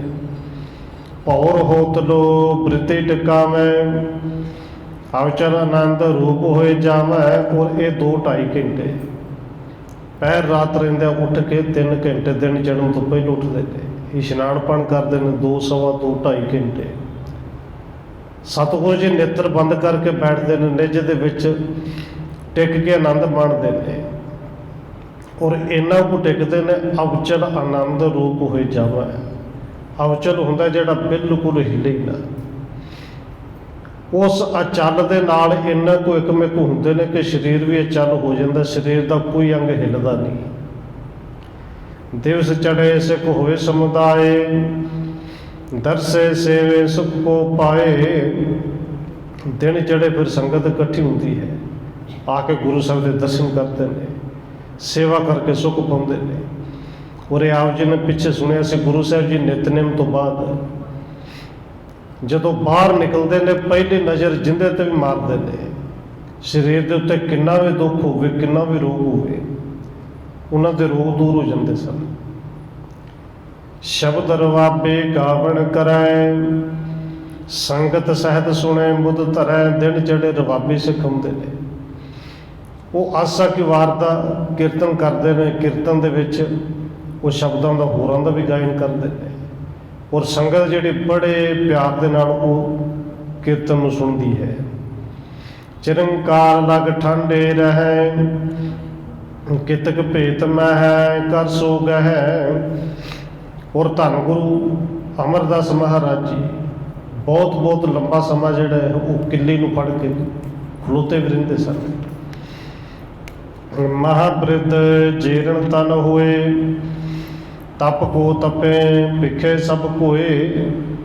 ਕਹਿੰਦੇ ਗੁਰੂ ਸਾਹਿਬ ਦਾ ਸਰੀਰ ਜਿਹੜਾ ਮਹਾਜੀਰਨ, ਸਿਰਫ ਬਜ਼ੁਰਗ ਨਹੀਂ, ਬੜਾ ਹੀ ਜ਼ਿਆਦਾ ਬਜ਼ੁਰਗ ਹੈ, 90 ਸਾਲ ਤੋਂ ਉੱਤੇ ਟੱਪ ਗਿਆ ਹੈ। ਪਰ ਗੁਰੂ ਸਾਹਿਬ ਜੀ ਫਿਰ ਵੀ ਤਪ ਨੂੰ ਉਸੇ ਤਰ੍ਹਾਂ ਹੀ ਤਪਦੇ ਨੇ, ਉਸੇ ਤਰ੍ਹਾਂ ਨਿਯਮ ਨਿਭਾਉਂਦੇ ਨੇ, ਉਸੇ ਤਰ੍ਹਾਂ ਸੰਗਤ ਵਿੱਚ ਬੈਠਦੇ ਨੇ। ਦੇਖ ਸੋ ਤਿਆਰ ਹੋਏ ਹੈ ਜਬੈ, ਸੰਗਤ ਸਹਿਤ ਅਚੇ ਗੁਰ ਤਪੈ। ਕਹਿੰਦੇ ਇੰਨਾ ਬਜ਼ੁਰਗ ਸਰੀਰ ਹੈ, ਜੀਰਨ ਦਾ ਮਤਲਬ ਬਹੁਤ ਜ਼ਿਆਦਾ ਬਜ਼ੁਰਗ ਹੈ, ਪਰ ਫਿਰ ਵੀ ਗੁਰੂ ਸਾਹਿਬ ਜੀ ਹਰ ਰੋਜ਼ ਲੰਗਰ ਦੇ ਵਿੱਚ ਸੰਗਤ ਦੇ ਨਾਲ ਬੈਠ ਕੇ, ਪੰਗਤ ਵਿੱਚ ਬੈਠ ਕੇ ਭੋਜਨ ਛਕਦੇ ਨੇ। ਇੱਕ ਦਿਨ ਜਾਗੇ ਪ੍ਰਭੂ ਕਿਰਪਾਲ, ਕਰੇ ਸੋਚ ਮੱਜੇ ਤਿਸ ਕਾਲ। ਇਸੇ ਤਰ੍ਹਾਂ ਗੁਰੂ ਸਾਹਿਬ ਧੰਨ ਗੁਰੂ ਅਮਰਦਾਸ ਜੀ ਇੱਕ ਦਿਨ ਅੰਮ੍ਰਿਤ ਵੇਲੇ ਜਾਗੇ ਨੇ, ਸੋਚ ਇਸ਼ਨਾਨ ਕੀਤਾ ਹੈ। ਹਿਤ ਦਰਸ਼ਨ ਕੇ ਤੁਮ ਜਾ ਭਾਨੀ, ਪਹੁੰਚੇ ਨਿਕਟ ਭਗਤ ਜਹ ਭਾਨੀ। ਔਰ ਬੀਬੀ ਭਾਨੀ ਜੀ ਗੁਰੂ ਪਿਤਾ ਦੇ ਦਰਸ਼ਨ ਨਿਤ ਰੋਜ਼ ਹੀ ਕਰਨ ਆਉਂਦੇ ਸਨ, ਕਿ ਜਦੋਂ ਪਤਾ ਲੱਗਦਾ ਸੀ ਕਿ ਹੁਣ ਇਸ਼ਨਾਨ ਕਰ ਲਿਆ ਹੋਇਆ ਹੈ, ਉਸ ਤੋਂ ਬਾਅਦ ਕੱਪੜਿਆਂ ਦੀ ਵੀ ਸੇਵਾ ਕਰਨੀ, ਪਹਿਲੋਂ ਦਰਸ਼ਨ ਕਰਨੇ। ਅੱਜ ਬੀਬੀ ਭਾਨੀ ਜੀ ਫਿਰ ਧੰਨ ਗੁਰੂ ਅਮਰਦਾਸ ਜੀ ਦੇ ਗੁਰੂ ਪਿਤਾ ਦੇ ਦਰਸ਼ਨ ਕਰਨ ਵਾਸਤੇ ਆਏ। ਤਬ ਚੌਂਕੇ ਪਰ ਸਤਿਗੁਰੂ ਚਰੇ, ਧਿਆਨ ਤਰਤ ਹਿਤ ਬੈਠਬ ਕਰੇ। ਕਹਿੰਦੇ ਉਸ ਵੇਲੇ ਸਤਿਗੁਰੂ ਧੰਨ ਗੁਰੂ ਅਮਰਦਾਸ ਜੀ ਚੌਂਕੇ ਦੇ ਉੱਤੇ ਚੜ੍ਹ ਕੇ ਬੈਠੇ ਨੇ। ਔਰ ਚੌਂਕੇ ਆਪ ਜੀ ਤੇ ਜਾਣਦੇ ਹੋ, ਇਹ ਫੱਟੀਆਂ ਵਾਲੇ ਨੇ, ਪਹਿਲੋਂ ਪੁਰਾਣੇ ਸਮੇਂ 'ਚ ਚੌਰਸ ਹੁੰਦੀ ਸੀ, ਵਾਣ ਦੇ ਨਾਲ ਬੁਣੀ ਹੋਈ। ਉਸ ਫੱਟੇ ਤੇ ਬੈਠੇ ਨੇ, ਪਰ ਫੱਟੇ ਤੇ ਬੈਠ ਕੇ ਉੱਥੇ ਸਤਿਗੁਰੂ ਜੀ ਦੀ ਬਿਰਤੀ ਲੱਗ ਗਈ, ਆਪਣੇ ਨਿੱਜ ਸਰੂਪ ਦੇ ਵਿੱਚ ਟਿਕ ਗਏ। ਦੌਣ ਬਿਲੋਚਣ ਮੁਦਰਤ ਕਰਕੇ, ਅੰਤਰਮੁਖੀ ਬ੍ਰਿਤ ਕੋ ਧਰ ਕੇ। ਕਹਿੰਦੇ ਧੰਨ ਗੁਰੂ ਅਮਰਦਾਸ ਜੀ ਦੋਵੇਂ ਨੇਤਰ ਬੰਦ ਕਰਕੇ ਅੰਤਰਮੁਖੀ ਬਿਰਤੀ ਨੂੰ ਧਾਰਨ ਕਰਕੇ ਉੱਥੇ ਫੱਟੇ ਦੇ ਉੱਤੇ ਬੈਠ ਗਏ, ਚੌਂਕੀ ਤੇ ਬੈਠ ਗਏ। ਹੋਏ ਅਡੋਲ ਤਬ ਲਾਏ ਸੋ ਧਿਆਨ। ਕਹਿੰਦੇ ਗੁਰੂ ਸਾਹਿਬ ਜੀ ਐਨ ਅਡੋਲ, ਜਦੋਂ ਕੋਈ ਵੀ ਸਰੀਰ ਦਾ ਹੱਥ ਪੈਰ ਅੰਗ ਕੋਈ ਹਿੱਲਦਾ ਹੀ ਨਹੀਂ, ਐਨ ਅਡੋਲ ਹੋ ਕੇ ਬੈਠੇ, ਧਿਆਨ ਲਾ ਕੇ ਬੈਠੇ ਨੇ। ਉਤੋਂ ਹੀਣ ਚੌਂਕੀ ਇੱਕ ਪਾਵਾ, ਇੱਕ ਭਾਨੀ ਮਨ ਇਮ ਠਹਿਰਾਵਾ। ਚੌਂਕੇ ਦਾ ਇੱਕ ਪਾਵਾ ਕਮਜ਼ੋਰ ਸੀ, ਉਹ ਵੇਖਣ ਨੂੰ ਲੱਗਦਾ ਸੀ ਕਿ ਥੋੜਾ ਥੋੜਾ ਖਿਸਕਦਾ ਜਾਂਦਾ ਹੈ, ਇਹਨੇ ਡਿੱਗ ਜਾਣਾ ਹੈ, ਇਹਨੇ ਟੁੱਟ ਜਾਣਾ ਹੈ। ਬੀਬੀ ਭਾਨੀ ਜੀ ਨੇ ਵੇਖਿਆ। ਹਾਲੇ ਪਿਤਾ ਇਤ ਹੋ ਜਬ ਹੋਏ, ਚੌਂਕੇ ਡੋਲ ਜਾਏ ਥਿਤ ਜੋਏ। ਔਰ ਬੀਬੀ ਭਾਨੀ ਜੀ ਨੇ ਵਿਚਾਰ ਕੀਤੇ, ਜੇ ਪਾਵਾ ਟੁੱਟ ਗਿਆ, ਗੁਰੂ ਪਿਤਾ ਬੈਠੇ ਨੇ, ਚੌਂਕੇ ਨੇ ਹਿੱਲਣਾ ਹੈ, ਗੁਰੂ ਪਿਤਾ ਨੇ ਚੌਂਕੇ ਤੋਂ ਹੋ ਸਕਦਾ ਥੱਲੇ ਵੀ ਡਿੱਗਣ। ਚੌਂਕੇ ਹਿੱਲਣ ਕਰਕੇ ਜਿਹੜੀ ਸਮਾਧੀ ਹੈ ਉਹ ਖੁੱਲ੍ਹ ਜਾਣੀ ਹੈ। ਔਰ ਜਿਹੜੇ ਆਨੰਦ ਵਿੱਚ ਗੁਰੂ ਪਿਤਾ ਜੀ ਬੈਠੇ ਨੇ, ਮੈਂ ਚਾਹੁੰਦੀ ਕਿਤੇ ਬੈਠੇ ਰਹਿਣ, ਇੱਥੇ ਟਿਕੇ ਰਹਿਣ। ਛੁੱਟੇ ਸਮਾਧ ਆਰਾਧ ਅਗਾਧੋ, ਜਿਸ ਹਿਤ ਜੋਗੇ ਯਤਨ ਸੋ ਸਾਧੂ। ਕਿਉਂਕਿ ਧੰਨ ਗੁਰੂ ਪਿਤਾ ਜੀ ਹੁਣ ਉਸ ਸਮਾਧ ਦੇ ਵਿੱਚ ਨੇ, ਜਿਹੜੀ ਸਮਾਧ ਨੂੰ ਵੱਡੇ ਵੱਡੇ ਜੋਗੀ ਯਤਨ ਕਰਦੇ ਨੇ ਕਿ ਇਹ ਸਮਾਧੀ ਕਿਤੇ ਬਣ ਜੇ, ਜੁੜ ਜੇ, ਪਰ ਉਹਨਾਂ ਦੀ ਜੁੜਦੀ ਨਹੀਂ। ਹੁਣ ਇਹ ਸਮਾਧੀ ਬਣੀ ਹੈ, ਗੁਰੂ ਸਾਹਿਬ ਜੀ ਜੁੜੇ ਨੇ। ਪਰੇ ਵਿਖੇਪ ਧਿਆਨ ਕੇ ਮਾਹੀ, ਬਿਰਤ ਅਡੋਲ ਟਿਕੇ ਤਬ ਨਾਹੀ। ਔਰ ਬੀਬੀ ਭਾਨੀ ਜੀ ਦੇ ਅੰਦਰ ਵਿਚਾਰ ਆਈ ਹੈ ਕਿ ਹੁਣ ਤੇ ਅਡੋਲਤਾ ਦੇ ਵਿੱਚ ਟਿਕੇ ਹੋਏ ਨੇ, ਬਿਲਕੁਲ ਅਡੋਲ ਨੇ। ਤੇ ਜੇ ਇੱਕ ਵਾਰੀ ਫੱਟੇ ਹਿੱਲ ਗਏ, ਹੋ ਸਕਦਾ ਫਿਰ ਇਵੇਂ ਦਾ ਧਿਆਨ, ਇਵੇਂ ਦੀ ਸਮਾਧੀ ਨਾ ਲੱਗੇ। ਅਪਰ ਵਸਤੂ ਤਹਿ ਪਾਏ ਨਾ ਕੋਈ, ਪਾਵੇਂ ਤਰੇ ਧਰੇ ਹਿਤ ਜੋਈ। ਬੀਬੀ ਭਾਨੀ ਜੀ ਵੇਖਦੇ ਨੇ ਕਿ ਏਡੇ ਕੋਈ ਚੀਜ਼, ਕੋਈ ਲੱਕੜ, ਕੋਈ ਵੱਟਾ, ਕੋਈ ਨਾ ਕੋਈ ਚੀਜ਼ ਮਿਲੇ ਤੇ ਮੈਂ ਪਾਵੇ ਦੇ ਥੱਲੇ ਰੱਖਾਂ। ਪਰ ਇੰਨਾ ਸਮਾਂ ਨਹੀਂ ਸੀ ਕਿ ਬਾਹਰ ਜਾ ਕੇ ਕਿਤੇ ਲੱਭ ਕੇ ਲਿਆਉਂਦੇ। ਉੱਥੇ ਦੇਖਿਆ ਕੋਈ ਚੀਜ਼ ਮਿਲੀ ਨਹੀਂ। ਚਹੁੰ ਦਿਸ ਦ੍ਰਿਗਣ ਚਲਾਏ ਨਿਹਾਰਾ, ਨਹਿ ਸਮੇਪ ਜੋ ਦੇਹ ਆਧਾਰਾ। ਬੀਬੀ ਭਾਨੀ ਜੀ ਨੂੰ ਉੱਥੇ ਘੁੰਮ ਕੇ ਚਾਰੇ ਪਾਸੇ ਨਿਗਾਹ ਮਾਰੀ, ਕਿਤੇ ਨੇੜੇ ਤੁਰ ਪਈ ਹੋ ਕੋਈ ਚੀਜ਼, ਏਡੀ ਕੋਈ ਚੀਜ਼ ਨਜ਼ਰ ਆ ਜਾਏ ਕਿ ਜਿਹੜੀ ਫੱਟੀ ਦੇ ਥੱਲੇ ਪੂਰੀ ਆ ਜਾਏ, ਮੈਂ ਰੱਖ ਦਿਆਂ। ਪਰ ਕੋਈ ਨਜ਼ਰ ਨਹੀਂ ਆਈ ਕਿ ਜਿਹੜਾ ਇਸ ਪਾਵੇ ਨੂੰ ਸਹਾਰਾ ਦੇ ਸਕੇ, ਰੋਕ ਸਕੇ। ਉਤਲਾਵਤ ਨੇ ਦੇਨ ਸਹਾਥ, ਨਹਿ ਡੋਲੇ ਚੌਂਕੇ ਤੇ ਸਾਥ। ਔਰ ਇਵੇਂ ਦੀ ਚੀਜ਼ ਜਦੋਂ ਸਾਹਮਣੇ ਹੁੰਦੀ ਹੋਵੇ ਕਿ ਪਾਵਾ ਬਸ ਲੱਗਦਾ ਹੁਣੀ ਗਿਆ, ਫਿਰ ਇੰਨਾ ਸਮਾਂ ਤਾਂ ਨਹੀਂ ਹੁੰਦਾ ਕਿ ਬਹੁਤਾ ਉੱਠ ਕੇ ਕਿਤੇ ਪਾਸੇ ਜਾ ਕੇ ਦੇਖਿਆ ਜਾਏ। ਉਤਲਾ ਕੇ ਕਾਹਲੀ ਦੇ ਨਾਲ ਬੀਬੀ ਭਾਨੀ ਜੀ ਨੇ ਕੀ ਕੀਤਾ, ਆਪਣਾ ਹੱਥ ਥੱਲੇ ਦੇ ਦਿੱਤਾ। ਇੰਨਾ ਕੁਛ ਕਿ ਜਿਵੇਂ ਮੁੱਕਾ ਬਣਾ ਕੇ ਥੱਲੇ ਦੇ ਦਈਏ, ਪਾਵੇ ਤੇ ਪੂਰਾ ਆ ਗਿਆ, ਥੱਲੇ ਮੁੱਕਾ ਹੀ ਰੱਖ ਦਿੱਤਾ ਬਣਾ ਕੇ। ਚਹੁ ਪਾਵੇ ਪਰ ਇੱਕ ਸਮ ਭਾਰੂ, ਹੋਤ ਭਇਓ ਸਭ ਲੈਣ ਸਹਾਰੂ। ਭਾਵੇਂ ਗੁਰੂ ਸਾਹਿਬ ਦਾ ਕੱਦ ਛੋਟਾ ਸੀ, ਮਧਰਾ ਸੀ, ਕਾਰਾ ਜਿਹਾ ਸੀ, ਪਰ ਫਿਰ ਵੀ ਮਨੁੱਖ ਦਾ ਸਰੀਰ ਹੈ, 50 ਕਿਲੋ ਤੋਂ ਭਾਰ ਥੋੜਾ ਬਹੁਤ ਉੱਤੇ ਹੀ ਹੋਏਗਾ। ਚਾਰੇ ਪਾਵਾਂ ਤੇ ਭਾਵੇਂ ਬਰਾਬਰ ਭਾਰ ਸੀ। ਔਰ ਇੱਕ ਪਾਸੇ 10-12 ਕਿਲੋ ਵੀ ਭਾਰ ਹੋਵੇ, ਔਰ ਭਾਰ ਜੇ ਤਾਂ ਸਿੱਧਾ ਜਿਹਾ ਹੋਵੇ ਤੇ ਸਹਾਰ ਵੀ ਸਕਦਾ। ਭਾਰ ਵੀ ਉਵੇਂ ਦਾ ਕਿ ਜਿਹੜੀ ਬਾਹੀ ਵੀ ਹੱਥ ਦੇ ਵਿੱਚ ਚੁੱਭਦੀ ਹੋਏਗੀ, ਪਰ ਬੀਬੀ ਭਾਨੀ ਜੀ ਨੂੰ ਸਹਾਰੀ। ਤੋ ਨਾ ਕਰਿਓ ਡੁਲਾਵਣ ਕਰ ਕੋ, ਬੈਠੇ ਰਹੇ ਧੀਰ ਕਰ ਉਰਕੋ। ਚਾਰੇ ਪਾਵੇਂ ਤੇ ਬਰਾਬਰ ਭਾਰ ਸੀ।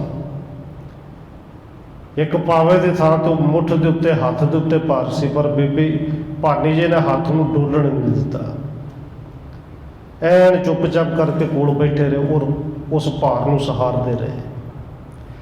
ਪਾਵਾ ਰਹਿਓ ਹਥੇਰੇ ਗੱਡ ਕੈ, ਨਹੀਂ ਸ਼ਿਕਾਇਤ ਤਿਹ ਥਲ ਛੱਡ ਕੈ।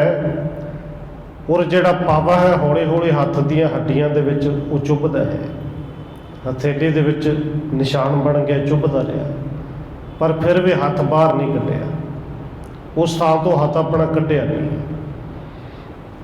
ਪੁਰਖਣ ਕੋ ਦੁਸ਼ਕਰ ਬਹੁ ਜੋਈ, ਭਗਤ ਪਿਤਾ ਕੇ ਹਿਤ ਕੀ ਅਜੋਈ। ਔਰ ਇੱਥੇ ਕਵੀ ਸੰਤੋਖ ਸਿੰਘ ਜੀ ਲਿਖਦੇ ਨੇ, ਇਹ ਤੇ ਕੋਈ ਬੰਦਾ ਹੋਵੇ ਨਾ, ਇਹ ਕੰਮ ਬੰਦੇ ਵਾਸਤੇ ਵੀ ਬੜਾ ਔਖਾ ਹੈ। ਇੱਕ ਤਾਂ ਇੱਕ ਪਾਸੋਂ ਹੱਥ ਦੇ ਨਾਲ ਫੱਟੇ ਨੂੰ ਫੜ ਲੈਣਾ ਤੇ ਗੱਲ ਹੋਰ ਹੈ, ਪਰ ਪਾਵੇ ਦੇ ਥੱਲੇ ਹੱਥ ਹੀ ਰੱਖ ਦੇਣਾ ਔਰ ਉਹ ਵੀ ਟੁੱਟਦੇ ਹੋਏ ਪਾਵਾ ਜਿਹੜਾ ਹੱਥ ਦੇ ਵਿੱਚ ਚੁੱਭਦਾ ਹੋਵੇ, ਹੱਥ ਮਜ਼ਬੂਤ ਹੋਣ, ਬੰਦਾ ਹੋਵੇ, ਉਹਦੇ ਵਾਸਤੇ ਬੜਾ ਔਖਾ ਹੈ। ਪਰ ਬੀਬੀ ਅਮਰੋ ਜੀ ਫਿਰ ਵੀ ਹੈ ਤੇ ਔਰਤ, ਹੱਥ ਵੀ ਕੋਮਲ ਹੋਣੇ ਨੇ। ਪਰ ਕਹਿੰਦੇ ਭਗਤ ਪਿਤਾ ਕੀ ਹਿਤ ਕੀ ਸੋਈ, ਉਹ ਬੇਬੇ ਭਾਨੀ ਦੇ ਵਿੱਚ ਜੇ ਕੋਈ ਸਹਾਰਨ ਦੀ ਤਾਕਤ ਸੀ, ਉਹ ਭਗਤੀ ਕਰਕੇ ਸੀ, ਉਹ ਪਿਤਾ ਦੇ ਪ੍ਰੇਮ ਕਰਕੇ ਸੀ, ਪਿਤਾ ਗੁਰੂ ਨੂੰ ਰੱਬ ਪਰਮੇਸ਼ਰ ਜਾਣਨ ਕਰਕੇ ਸੀ। ਪ੍ਰਾਤ ਹੋਤ ਲਗ ਨਾ ਹੈ ਨਹਾਲੀ, ਮਨੋ ਮੂਰਤੇ ਚਿੱਤਰ ਨਿਕਾਲੀ। ਤੇ ਪਾਵੇ ਦੇ ਥੱਲੇ ਹੱਥ ਜਿਹੜਾ ਦਿੱਤਾ ਕੋਈ 2, 5, 10 ਮਿੰਟ ਨਹੀਂ, ਕਿ ਜਿਹੜੀ ਪਹਿਲੋਂ ਬੇਨਤੀ ਕੀਤੀ 2, 2.5 ਘੰਟੇ ਗੁਰੂ ਸਾਹਿਬ ਜੀ ਜਿਹੜਾ ਨੇਮ ਦੇ ਵਿੱਚ ਜੁੜ ਕੇ ਬੈਠਦੇ ਨੇ, ਉਹ 2, 2.5 ਘੰਟੇ ਦਿਨ ਚੜ੍ਹੇ ਤੱਕ ਬੀਬੀ ਭਾਨੀ ਜੀ ਜਿਵੇਂ ਮੂਰਤੀ ਬਣ ਕੇ ਹੁਣ ਥੱਲਿਓ ਹੱਥ ਹਿਲਾਇਆ ਹੀ ਨਹੀਂ। ਪੂਜਾ ਸੂਣ ਕੰਦੇ ਲਗ ਭਏ, ਉਤਰਿਓ ਰੁਦਰ ਲਾਲ ਹੋਏ ਗਏ। ਉਹਦੇ ਸੁਭਾਵਕ ਹੈ ਕਿ ਇਵੇਂ ਦਾ ਉੱਤੇ ਵਜਨ ਪਵੇ ਕਿ ਜਿਹੜਾ ਹੱਥ ਦੇ ਵਿੱਚ ਵੀ ਚੁੱਭਦਾ ਹੋਵੇ, ਤੇ ਫਿਰ ਹੱਥ ਦਾ ਖੂਨ ਜਿਹੜਾ ਰੁਕਦਾ ਹੈ, ਖੂਨ ਰੁਕ ਗਿਆ। ਜਿਹੜੀ ਬਾਹ ਹੈ, ਬਾਹ ਮੋਢੇ ਤੱਕ ਪੂਰੀ ਸੁੰਨ ਹੋ ਗਈ, ਔਰ ਖੂਨ ਜਿਹੜਾ ਹੈ ਉਹ ਨਸਾਂ ਦੇ ਵਿੱਚੋਂ ਜਿਵੇਂ ਬਾਹਰ ਹੀ ਆਉਣ ਵਾਲਾ ਹੈ, ਇਵੇਂ ਸਾਰੀ ਨਸਾਂ ਦੇ ਵਿੱਚ ਫੈਲ ਗਿਆ, ਫੁੱਲ ਗਿਆ। ਧਿਆਨ ਹਟਾਵਣ ਸਮੋ ਭਇਓ ਜਬ, ਕਮ ਬਲੋਚਨ ਵਿਕਸਤ ਭਏ ਤਬ। ਉਧਰੋਂ ਧੰਨ ਗੁਰੂ ਅਮਰਦਾਸ ਮਹਾਰਾਜ ਜੀ ਦਾ ਜਦੋਂ ਸਮਾਂ ਹੋਇਆ, ਹੁਣ ਨੇਤਰ ਖੋਲ੍ਹੇ, ਤੇ ਜਦੋਂ ਨੇਤਰ ਖੋਲ੍ਹਦੇ ਨੇ ਵੇਖਦੇ ਨੇ ਬੈਠੇ ਸੁਤਾ ਸਮੀਪ ਨਿਹਾਰੀ, ਬਹੁ ਦ੍ਰਿਸ਼ਟ ਪੂਜਾ ਪਰ ਡਾਰੀ। ਕਿ ਧੰਨ ਗੁਰੂ ਅਮਰਦਾਸ ਜੀ ਵੇਖਦੇ ਨੇ ਕਿ ਬੇਟੀ ਭਾਨੀ ਇਹ ਪਾਵੇ ਦੇ ਕੋਲ ਜਾਂ ਸਾਡੇ ਕੋਲ ਆ ਕੇ ਬੈਠੀ ਹੈ, ਔਰ ਇੱਕਦਮ ਫਿਰ ਧਿਆਨ ਜਾਂਦਾ ਕਿ ਹੱਥ ਥੱਲੜੇ ਪਾਸੇ ਹੈ। ਫਿਰ ਉਹ ਧਿਆਨ ਜਾਂਦਾ ਬਾਂਹ ਦੇ ਵੱਲੇ, ਕਿ ਜਿਹੜੀ ਬਾਂਹ ਪੂਰੀ ਫੁੱਲੀ ਹੋਈ ਹੈ, ਇਕੱਲੀ ਫੁੱਲੀ ਨਹੀਂ, ਲਾਲ ਹੋਈ ਪਈ, ਜਿਵੇਂ ਖੂਨ ਸਾਰੀ ਬਾਂਹ ਦੇ ਵਿੱਚੋਂ ਸਿਮਣ ਵਾਲਾ ਹੈ। ਥੂਲ ਨਸਾ ਸਰੂਣਤ ਭਰ ਰਹਿਓ, ਸਿਰ ਸਤਿਗੁਰ ਬੂਝਣ ਹਿਤ ਕਹਿਓ। ਜਦੋਂ ਦੇਖਿਆ ਕਿ ਸਾਰੀਆਂ ਨਸਾਂ ਫੁੱਲੀਆਂ ਨੇ, ਬਾਂਹ ਜਿਹੜੀ ਲਾਲ ਹੋਈ ਪਈ ਹੈ, ਔਰ ਫਿਰ ਪੁੱਛਣ ਵਾਸਤੇ ਧੰਨ ਗੁਰੂ ਅਮਰਦਾਸ ਜੀ ਨੇ ਬਚਨ ਕੀਤੇ ਕਿ ਬੇਟਾ ਇਹ ਕਿਆ ਕੀਨ ਕਹੇ ਕਿਉਂ ਬੈਸੇ, ਪੁਜ ਪਾਰ ਪੀੜਨ ਦਿੱਕਤ ਐਸੀ। ਸਤਿਗੁਰੂ ਜੀ ਕਹਿੰਦੇ ਨੇ ਧੀਏ ਇਹ ਕੀ ਕਰਨੀ ਬੇਟਾ, ਪੁੱਤਰ ਇੱਥੇ ਕਿਉਂ ਬੈਠੀ ਹੈ? ਆ ਤੇਰੀ ਬਾਂਹ ਦੇਖ ਦਿਸਦੇ ਪਏ ਕਿ ਇਹਦੇ ਵਿੱਚ ਬੜੀ ਦਰਦ, ਬੜੀ ਪੀੜਾ ਹੈ। ਸੁਣ ਬੋਲੇ ਬੜ ਭਾਗਾ ਭਾਨੀ, ਪਿਤ ਜੇ ਪਾਵੈ ਹੀਨ ਪਛਾਨੀ। ਇਹ ਸੁਣ ਕੇ ਵੱਡੇ ਭਾਗਾਂ ਵਾਲੀ ਬੀਬੀ ਭਾਨੀ ਜੀ ਫਿਰ ਬੋਲਦੇ ਨੇ ਕਿ ਹੇ ਪਿਤਾ ਗੁਰੂ ਜੀ, ਮੈਂ ਦੇਖਿਆ ਚੌਂਕੇ ਦਾ ਪਾਵਾ ਜਿਹੜਾ ਹੈ ਬੜਾ ਕਮਜ਼ੋਰ, ਟੁੱਟਣ ਵਾਲਾ ਹੀ ਸੀ। ਨਿਕਟ ਬਿਲੋਕੜ ਕਛੂ ਨਾ ਕੇਨ, ਜਾਂ ਤੇ ਹੱਥ ਤਰੇ ਮੈਂ ਦੇਣ, ਥੱਲੇ ਦੇਣ ਵਾਸਤੇ ਮੈਂ ਦੇਖਿਆ ਵੀ ਬਥੇਰਾ ਕੋਈ ਚੀਜ਼ ਮਿਲੀ ਜੇ, ਪਰ ਥੱਲੇ ਦੇਣ ਵਾਸਤੇ ਕੋਈ ਚੀਜ਼ ਨਹੀਂ ਮਿਲੀ। ਮੈਂ ਆਪਣਾ ਹੱਥ ਹੀ ਰੱਖ ਦਿੱਤਾ। ਡੋਲੇ ਤੇ ਸਮਾਦ ਛੁੱਟ ਜਾਏ, ਰਾਖੀ ਜਾਤੇ ਸਥਿਤ ਟਿਕਾਏ। ਔਰ ਸਤਿਗੁਰੂ ਜੀ ਮੈਂ ਇਹ ਵਿਚਾਰ ਕੀਤੀ, ਜੇ ਪਾਵਾ ਟੁੱਟ ਗਿਆ, ਜੇ ਫੱਟੀ ਹਿੱਲ ਗਈ, ਆਪ ਜੀ ਦੀ ਸਮੱਧੀ ਨਾ ਟੁੱਟ ਜੇ, ਬਸ ਇਹ ਵਿਚਾਰ ਕਰਕੇ ਥੱਲੇ ਹੱਥ ਰੱਖ ਦਿੱਤਾ। ਤਬ ਸ਼੍ਰੀ ਸਤਿਗੁਰੂ ਤਰੇ ਉਤਰ ਕੈ, ਹਾਥ ਨਿਕਾਸਿਓ ਪ੍ਰੇਮ ਨਿਹਰ ਕੈ। ਉਸ ਵੇਲੇ ਫਿਰ ਧੰਨ ਗੁਰੂ ਅਮਰਦਾਸ ਜੀ ਇੱਕਦਮ ਫੱਟੀ ਤੋਂ ਥੱਲੇ ਉਤਰੇ। ਆਪ ਸਤਿਗੁਰੂ ਜੀ ਨੇ ਆਪਣੇ ਹੱਥਾਂ ਦੇ ਨਾਲ ਉਸ ਫੱਟੀ ਨੂੰ ਤੋਂ ਹਟਾਇਆ। ਆਪਣੀ ਧੀ ਬੀਬੀ ਭਾਨੀ ਦਾ ਹੱਥ ਸਤਿਗੁਰੂ ਜੀ ਨੇ ਆਪ ਫੜਿਆ। ਕਰਤ ਹਥੇਰੇ ਵਿਖੇ ਨਿਹਾਰਾ, ਕਹਿਓ ਖੇਦ ਬੀਬੀ ਕਿਮ ਧਾਰਾ। ਜਦੋਂ ਸਤਿਗੁਰੂ ਧੰਨ ਗੁਰੂ ਅਮਰਦਾਸ ਜੀ ਨੇ ਬੀਬੀ ਭਾਨੀ ਜੀ ਦਾ ਹੱਥ ਆਪਣੇ ਹੱਥ ਦੇ ਵਿੱਚ ਫੜਿਆ ਤੇ ਦੇਖਿਆ ਨੇ ਤਲੀ ਦੇ ਵਿੱਚ ਜਿਹੜਾ ਪੂਰਾ ਟੋਏ ਪੈ ਚੁੱਕਿਆ ਸੀ, ਔਰ ਵੇਖ ਕੇ ਸਤਿਗੁਰੂ ਜੀ ਕਹਿੰਦੇ ਨੇ ਧੀਏ ਇਹਨਾਂ ਦੁੱਖ ਸਹਾਰਿਆ ਹੈ। ਔਰ ਸਤਿਗੁਰੂ ਧੰਨ ਗੁਰੂ ਅਮਰਦਾਸ ਜੀ ਨੇ ਫਿਰ ਅੱਗੇ ਜਿਹੜੀ ਕਿਰਪਾ ਕਰਨੀ ਹੈ वो ਆਪਾਂ ਕੱਲ੍ਹ ਵਿਚਾਰਾਂਗੇ ਸਮੇਂ ਦੇ ਮੁਤਾਬਕ। इतनी बेनती प्रवान करनी जो हुई भुलों की खिमा। आओ 1-2 मिनट होर रसना के नाल हाजरी लवाइए, फिर समाप्ति है जी। वाहेगुरु वाहेगुरु वाहेगुरु वाहेगुरु।